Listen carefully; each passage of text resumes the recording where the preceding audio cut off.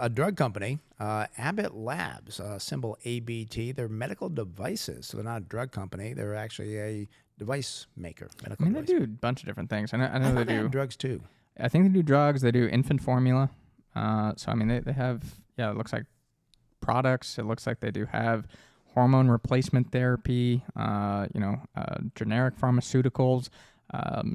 So it looks like, okay, here it is. Established pharmaceutical products, diagnostic products, nutritional products, and then medical devices. So they kind of run the gambit there in the healthcare industry. Maybe they get the most from medical devices. That's why they're put into this industry, maybe. Potentially, yeah.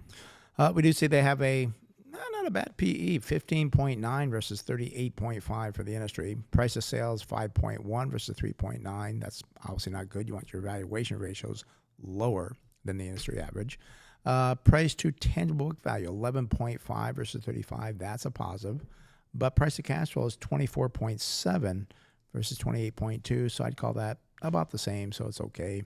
PEG ratio, 3.6 versus 1.9. That is not good. You want your PEG ratio lower than the industry average, and 3.6 versus 1.9 is saying you're going to pay a lot for the growth going forward. Now, and I think a lot of this comes from, I think you said that the diet drugs. Earnings over the last year are up 143%, but the industry's up 116%. No diet drugs. No.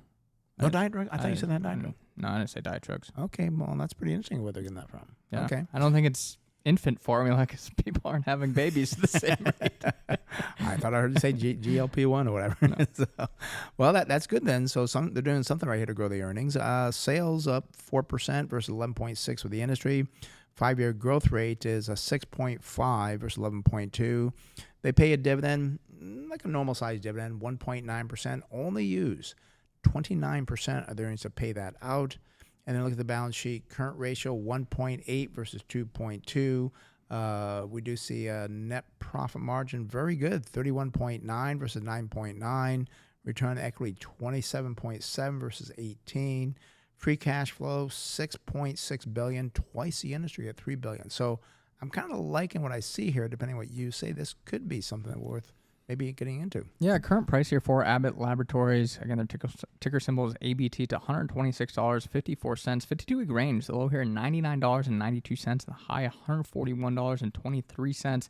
I thought the stock was interesting because they actually slid about 8% after they reported a quarter where they beat on both sales and earnings. And they fell. But it was their guidance was for $1.28 to $1.32 for earnings per share versus the estimate of $1.34. So I kind of like when you see companies like that where they have a good quarter, but maybe they just miss guidance slightly and the stock falls.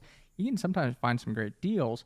But I'm saying, unfortunately, you go out to December 2026 for this company and see estimated earnings per share here of $5.67.